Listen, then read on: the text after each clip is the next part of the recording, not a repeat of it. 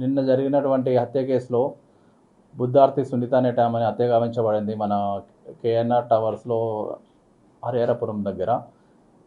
ఈ యొక్క హత్యకు గల మొదటి కారణం ఏంటంటే ఈమె 2022లో మహేష్ అనే అతనితోటి first love marriage come arrange marriage అవుతుంది. లవ్ తర్వాత వీళ్ళిద్దరూ 2023లో కెనడాకి వెళ్తారు. అక్కడ ఒక వారం రోజులు ఉంటుంది. ఈమె అక్కడ కాపురం చేసిన తర్వాత వారం రోజులకు మళ్ళీ గొడవలు వచ్చి మనస్పర్ధలు ఎక్కువ అయ్యేసరికి అక్కడి నుండి ఇండియా రిటర్న్ వచ్చేస్తుంది. అక్కడ పోలీస్ వాళ్ళ సాయంతో ఇండియాకి రిటర్న్ వచ్చిన తర్వాత వీళ్ళు ఇది మన మహారాష్ట్రలోని చంద్రపురి డిస్టిక్ అనే ప్లేస్లో ఉంటారు. ఆ చంద్రపురి డిస్టిక్ దగ్గర ఈమె కేసు పెడుతుంది 498 కేసు పెట్టిన తర్వాత దాన్ని మనసులో పెట్టుకొని ఇతను ఏం చేస్తాడంటే వీళ్ళ ఫ్యామిలీ మీద మొత్తం కేసు పెట్టడము, అతను వీసా ఒకటి రిజెక్ట్ కావడం కెనడా పోకుండా మళ్ళీ దీన్ని మనసులో పెట్టుకొని అతను ప్రతీకారంతో రగిలిపోయి ఈ ప్రతీకారం తీర్చుకోవాలన్న ఉద్దేశంతో నిన్న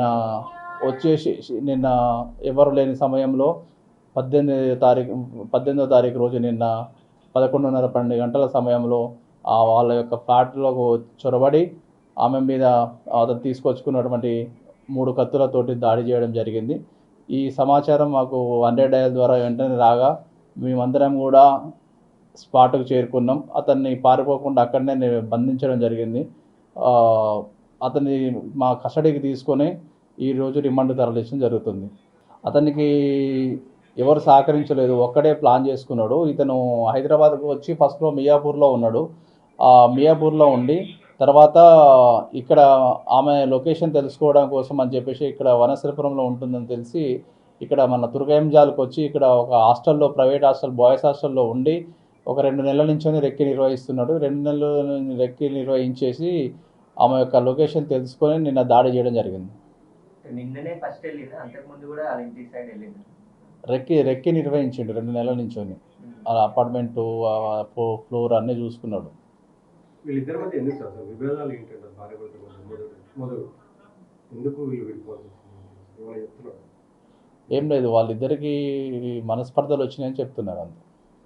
ఎందుకు అని చెప్పండి సార్. అపార్ట్మెంట్లోకి ఏం చెప్పి వెళ్ళింది సార్? అంటే అడుగుతారు కదా కింద. యాక్చువల్గా ఏంటంటే నిన్న అపార్ట్మెంట్లో మన వాచ్మెన్ అనే అతను బయటికి వెళ్ళిండు, కింద ఎవరు లేరు. ఆ టైంలో అతను పైకి వెళ్ళడం జరిగింది. లేదు, విడాకులు అఫీషియల్గా 2024లో గ్రాంట్ అయినాయి మహారాష్ట్ర కోర్టు నుంచి. కేసులు పెండింగ్ ఉన్నాయి, అది కక్ష పెట్టుకున్నట్టున్నాయా? పెట్టిన కేసులు పెండింగ్ ఉన్నాయి ఇంకా పైన? లేవు, కేసెస్ కూడా ఏం లేవు, అన్నీ కాంప్రమైజ్ అయినారు. తర్వాత ఆమెకి డైవర్స్ కూడా ఇచ్చేయడం జరిగింది. కానీ అది ఈమె సంతోషంగా ఉండదని చూడలేక వాడు ఇట్లా చేసిండు.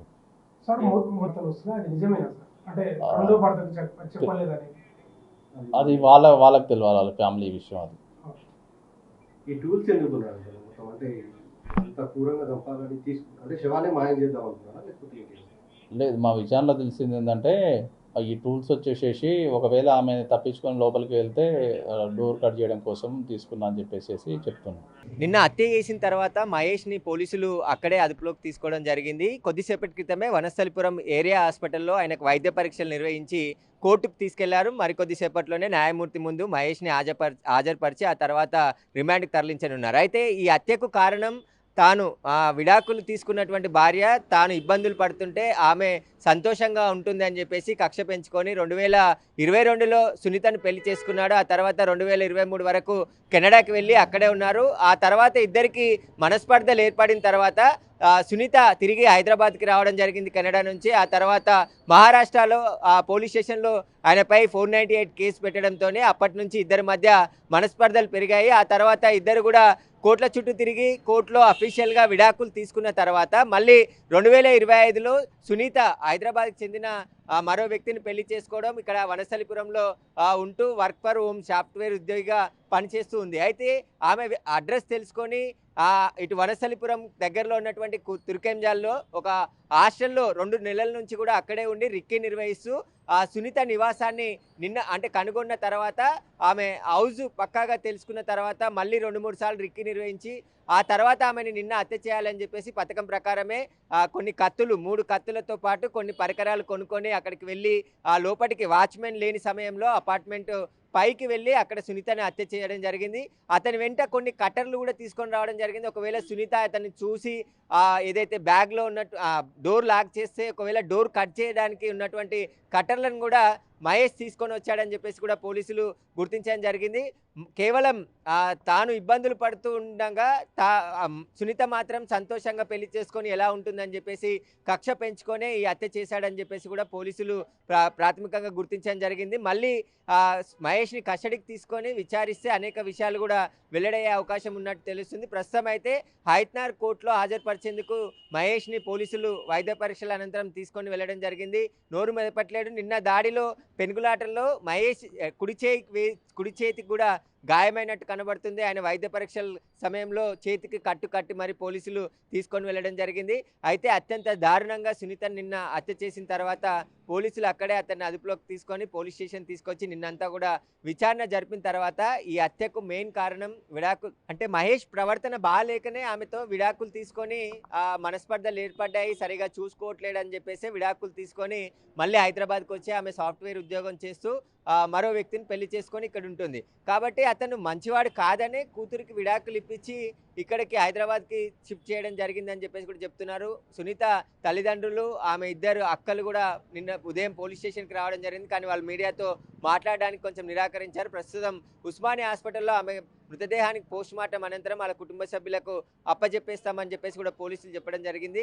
అయితే గత పెళ్ళైన 2-3 నెలల నుంచే సరిగా చూసుకోకపోవడం, మనస్పర్ధలు, ఆమెని టార్చర్ పెట్టడంతో తిరిగి కెనడా నుంచి హైదరాబాద్కి రావడం జరిగింది. హైదరాబాద్ వచ్చిన తర్వాత పోలీస్ స్టేషన్లో కేసు పెట్టినా కూడా అతను మారకపోవడంతోనే అతని నుంచి విడాకులు తీసుకొని దూరంగా ఉంటుందని చెప్పేసి కూడా పోలీసులు చెప్తున్నారు. కాబట్టి కుటుంబ సభ్యులు ఎంత నచ్చజెప్పినప్పటికీ కూడా ఆయన ప్రవర్తనలో మార్పు రాలేదు. కాబట్టి ఎప్పటికైనా తనతో ఉంటే హాని జరుగుతుందని చెప్పి గ్రహించే విడాకులు తీసుకుందని చెప్పేసి కూడా కుటుంబ సభ్యులు చెప్తున్నటువంటి పరిస్థితి. కాబట్టి ఆమె సంతోషంగా ఉండడాన్ని తట్టుకోలేకే ఈ దారుణానికి పాల్పడ్డాడు మహేష్ అని చెప్పేసి కూడా పోలీసులు గుర్తించడం జరిగింది. ప్రస్తుతం అయితే మహేష్ని హైత్నార్ కోర్టుకు తరలించారు. న్యాయమూర్తి ముందు హాజరుపరిచిన తర్వాత ఆయన రిమాండ్ తరలిస్తారు. ప్రస్తుతం సునీత కుటుంబ సభ్యులు కానీ కొద్దిసేపటి క్రితమే వనస్థలిపురం ఏరియా హాస్పిటల్లో వైద్య పరీక్షలు నిర్వహించి అతన్ని కోర్టుకు తీసుకొని వెళ్ళడం జరిగింది. కోర్టులో హాజరుపరిచి ఆ తర్వాత రిమాండ్ తరలిస్తారు. అయితే హత్య కేసు కింద కేసు నమోదు చేయడం జరిగింది. అత్యంత దారుణంగా మాజీ భార్యని హత్య చేశాడు కాబట్టి మహేష్ పైన హత్యకు సంబంధించిన కేసుతో పాటు మరికొన్ని సెక్షన్ల కింద కేసు నమోదు చేయడం జరిగింది. అవన్నీ కూడా రిమాండ్ రిపోర్ట్లో కోర్టుకు తెలియజేస్తున్నారు. అయితే 2022లో పెళ్లి అయిన తర్వాత ఇద్దరికి అంటే కెనడాకి పంపించారు. ఇద్దరు కుటుంబ సభ్యులు కూడా లవ్ మ్యారేజ్ చేసి అరేంజ్ మ్యారేజ్ చేసుకున్నారని చెప్పేసి కూడా పోలీసులు చెప్తున్నారు. అంటే పెద్దలు కుదిర్చిన సంబంధం కాదు ఇది. వీరిద్దరే లవ్ చేసుకొని ఆ తర్వాత పెద్దలతో మాట్లాడించుకొని పెళ్లి చేసుకున్నారు. పెళ్లి చేసుకున్న తర్వాత కెనడాకి వెళ్ళిన ఒక 8 నెలల పాటు అక్కడ ఉన్న సమయంలోనే టార్చర్ పెట్టాడు సునీతని. ఆ టార్చర్ తట్టుకోలేకే తిరిగి ఇండియాకి సునీత రావడం జరిగింది.